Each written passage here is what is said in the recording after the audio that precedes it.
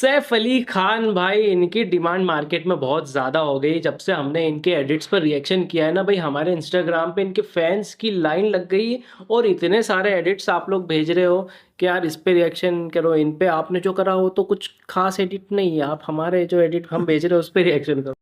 तो भाई सीधी बात, आप लोग एक वीडियो कंपाइल करके ही बना के दे दो मुझे। आप में से कोई भी एक बंदा जो कर सके बेस्ट एडिट्स, आपके हिसाब से जो बेस्ट एडिट्स है वही कंपाइल करके आप हमें दे दो। ऐसा नहीं कि आप अलग अलग भेज दो, हमें पूरा कंपाइल करो, थोड़ी मेहनत करो, देखो एडिट करो, पूरा पूरा वीडियो कंपाइल कर दो, 8-10 मिनट का एक वीडियो बना दो और आप हमें भेज दो इंस्टाग्राम पे। फिर हम उस पर रिएक्ट करेंगे एडिट्स पर। क्योंकि यार हमारे एडिटर जो एडिट्स देखते हैं फिर वो आप लोगों को पसंद नहीं आते, तो फिर वो सही नहीं रहता। आप जो चाहते हैं आप वो अपने हिसाब से एडिट करके दे दो। तो ऐसा कोई रिस्पॉन्सिबल बंदा हो तो भाई हमें इंस्टाग्राम पे मैसेज कर देना, तो हम चेक कर लेंगे आपका मैसेज और फिर हम उस पर रिएक्शन कर देंगे। फिलहाल अभी हम सैफ अली ख़ान की इंस्पिरेशनल जर्नी देखने वाले हैं, क्या इनका स्ट्रगल रहा है और स्टारडम तक कैसे पहुँचे, ये सब देखेंगे। तो आप लोग एंड तक बने रहना। सभी सुमेर की तरफ से video, make sure to subscribe him. शुरू करते हैं, हियर वी गो। लेकिन जीतने से पहले इनकी पर्सनल लाइफ के कुछ ऐसे राज फाश होते हैं जिसके बाद इनके फॉलोअर्स थोड़े स्लो हो जाते हैं। तो आते ही इन पर अटैक करती है और कहती है कि तुमने झूठ बोला सिर्फ इसलिए कि तुम्हारी फीमेल फैन फॉलोइंग जो है वो कहीं कम ना हो जाए। तुम शादीशुदा और तुमने किसी को नहीं बताया। अस्सलाम वालेकुम ख्वातीन हज़रात, मैं हूं आपका मेजबान सुमेर। तो आज के नए प्रोग्राम में हम आपको खुशामदीद कहते हैं। दोस्तों, मैंने अपनी जिंदगी में बेशुमार ऐसे नाकाम लोग देखे हैं जो अपनी नाकामियों की रीजन ये बताते हैं कि मेरा बैकग्राउंड स्ट्रांग नहीं था, मेरे पास ब्रांडेड कपड़े नहीं थे, मेरे पास बड़ी गाड़ी नहीं थी, मेरे बाप के पास पैसा नहीं था, वरना आज मैं कहीं और होता। और इन्हीं बातों को झूठा साबित करने के लिए एक ऐसा लड़का जो कि पेशावर से उठता है, जिसके पास सिर्फ 3 जोड़े थे और तमाशा सीजन 4 में आता और विन कर जाता है, जिसका बाप भी नहीं था, ये बच्चा यतीम था, जिसके वालिद बचपन में ही शहीद हो गए थे। कैसे शहीद हुए और इस बच्चे ने कैसे स्ट्रगल की और आज ये तमाशा सीजन 4 में विन करके दिलों का वजीर बन गया और इस तरह से ये जीता कि सबको हैरान कर गया। आज हम बात करेंगे सैफ अली खान के बारे में, जिन्होंने तमाशा सीजन 4 को विन किया और उनकी जिंदगी के बारे में लोग जानना चाहते थे।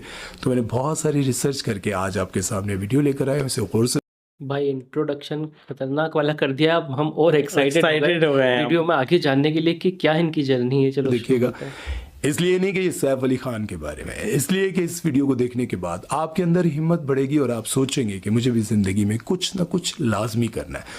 तो चलिए वीडियो शुरू करते हैं। दोस्तों, सैफ अली खान तमाशा सीजन 4 के विनर, इनके बारे में जब लोग जानना चाहते थे तो मैंने रिसर्च करना शुरू की, तो मुझे कुछ ऐसी बातें पता चली और मैं हैरान हो गया कि वो बच्चा जिसके वालिद 9 साल की उम्र में, मतलब ये 9 साल के थे तो इनके वालिद शहीद हो गए।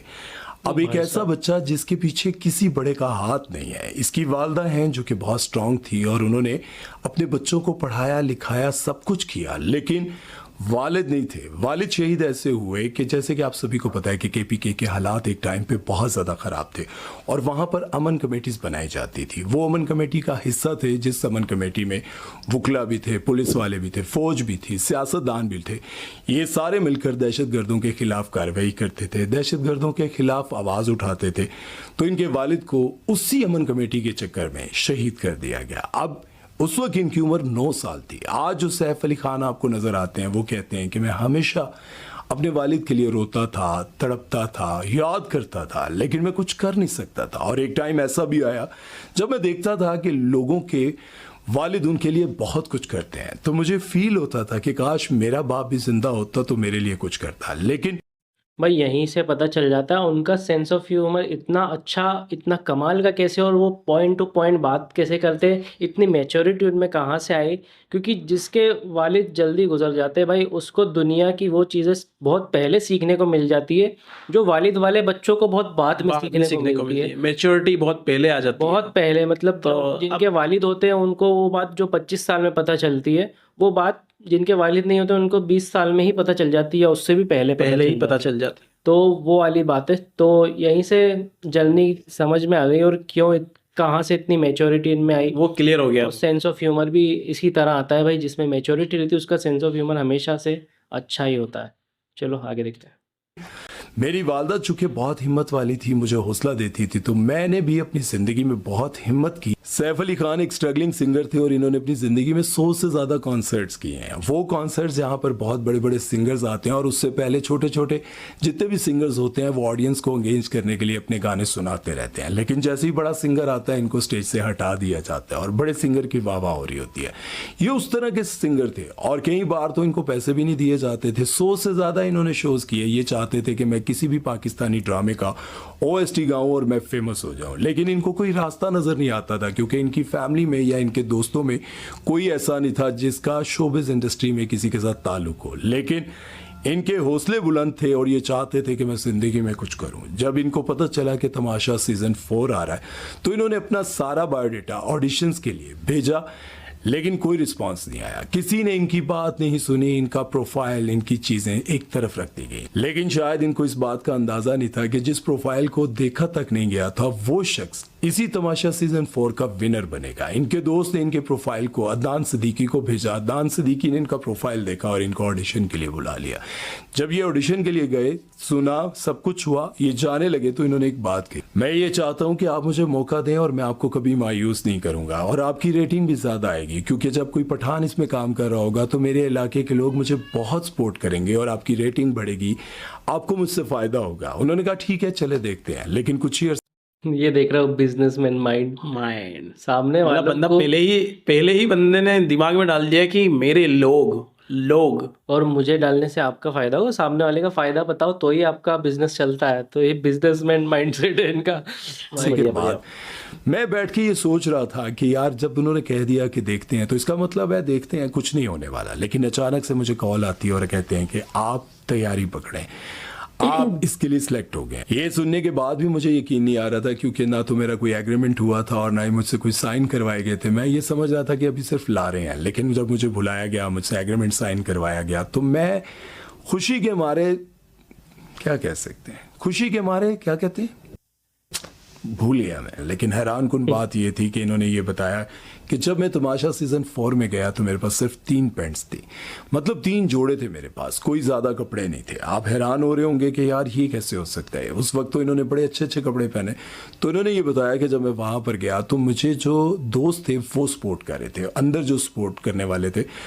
मैं कभी किसी की जैकेट पहनता था, कभी किसी की शर्ट पहनता था, कभी किसी के ग्लासेस पहनता था। और एक वक्त तो ऐसा भी आया कि जब मेरे 2 दोस्तों को यानी कि रिदा और यासीन को एलिमिनेट करने का वक्त आया और मुझसे पूछा गया कि इन दोनों में से किसको जाना चाहिए, तो मैंने कहा रिदा को निकाल दें। और उस वक्त मैंने रिदा के ग्लासेस पहने हुए थे। मुझे इतनी शर्म आई कि मैंने वो ग्लासेस उतार दिए कि यार एक तरफ मैं ये कह रहा हूँ कि रिदा को निकाल दें और दूसरी तरफ मैंने उसी के ग्लासेस पहने हुए हैं। तो रिदा ने मुझे कहा कि नहीं कोई बात नहीं, आप पहन लो।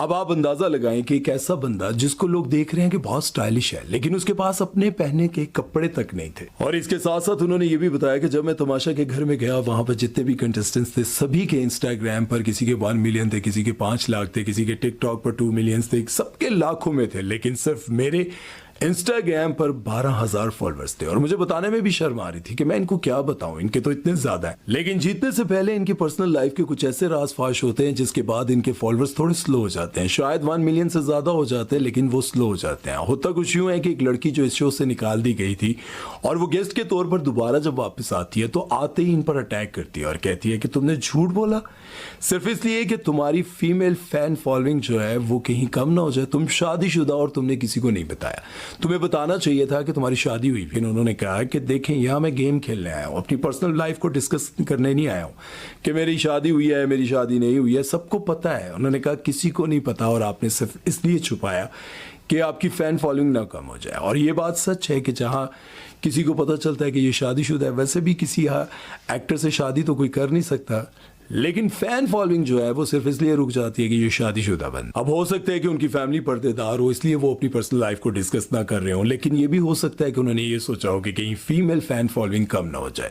अब ये दोनों चीजें आपके, पर उन्होंने ये भी नहीं बोला ना कि मेरी शादी नहीं हुई है, मैं सिंगल हूँ।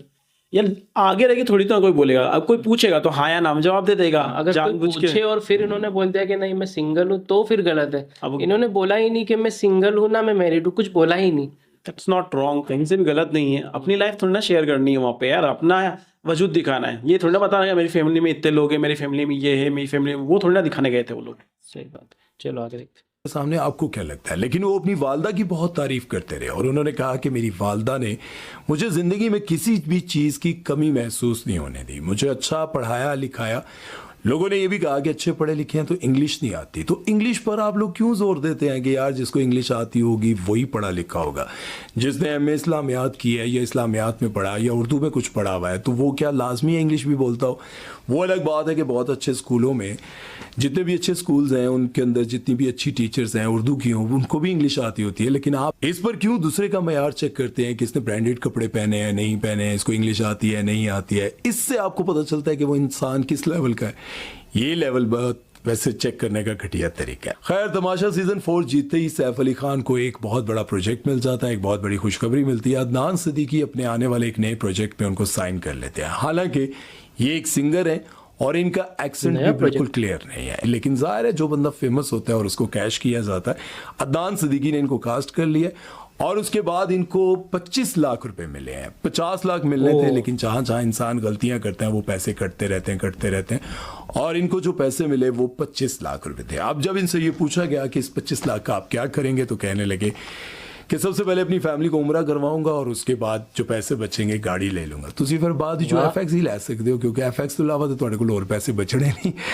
लेकिन इरादा अच्छा है। जब उनको ये कहा गया कि 25 लाख में तो आप सिर्फ अपनी फैमिली को उम्रा ही करा सकेंगे, तो उन्होंने कहा कि नहीं, अब जो काम करूंगा, मैं यहाँ पर ये कहना चाहूँगा कि देखें, आप बहुत सारे लोगों को दुनिया में देखते हैं कि वो बहुत बड़े बड़े रियलिटी शोज़ जीतते हैं और वहाँ पर बैठे हुए बड़े जजेस उनको बहुत बड़ी बड़ी ऑफर्स कर देते हैं, लेकिन कुछ ही अरसे के बाद वो बिल्कुल गायब हो जाते हैं और पता ये चलता है कि अब वो किसी शॉप पर जॉब कर रहे हैं या फिर कोई काम कर रहे हैं। उनका जो ज़िंदगी का मकसद होता है, जो उन्होंने कुछ बनना होता है, वो ये सारे बड़े लोग उनको ख्वाब दिखाते हैं और आखिरकार तोड़ देते हैं।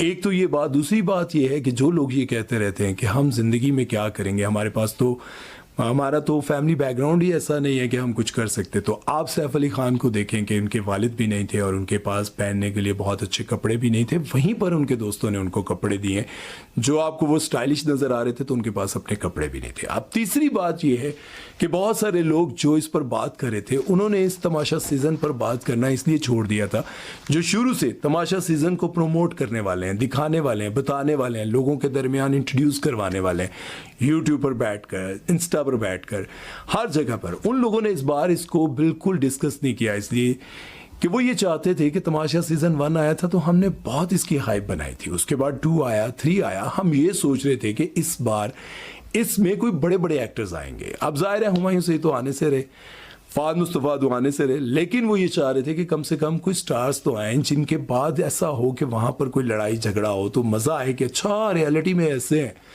ये ऐसे हैं। लेकिन ऐसे बड़े शोज़ में ये बड़े स्टार्स आते भी नहीं हैं। वो चाहते हैं कि हमारी जो इज्जत बनी है वो बनी रहे। लेकिन इन नए लोगों के आने के बाद वो लोग जिन्होंने इसको प्रमोट किया था, इसकी हाइप बनाई थी, उन्होंने इस पर बात करना ही छोड़ दी थी। लेकिन बहुत सारे लोगों ने कहा कि आपने इस बार तमाशा सीज़न 4 को मिस किया है, ये इतना मज़ेदार था कि अगर आप लोग देख लेते तो आपको इस पर बात करने का दिल करता, क्योंकि जाहिर है बहुत सारी ऐसी चीज़ें हुई हैं जिसे देखने के बाद लोगों को ज़रा चस आ रही थी।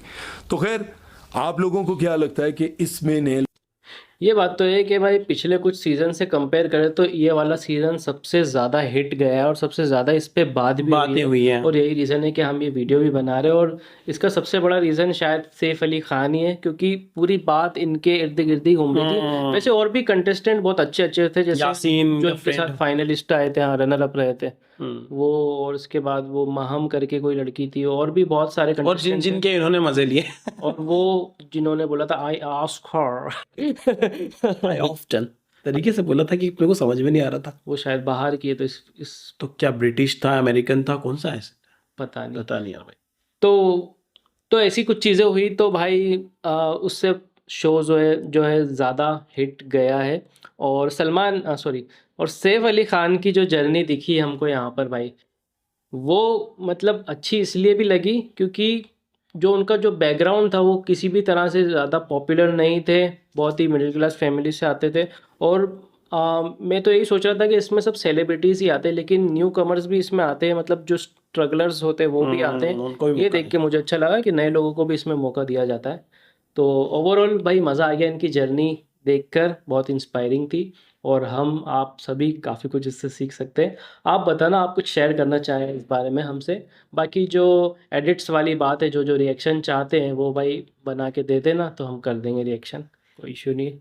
बाकी वीडियो अच्छे लगे तो लाइक शेयर सब्सक्राइब करना। मिलते हैं नेक्स्ट वीडियो में। Till then make love not war.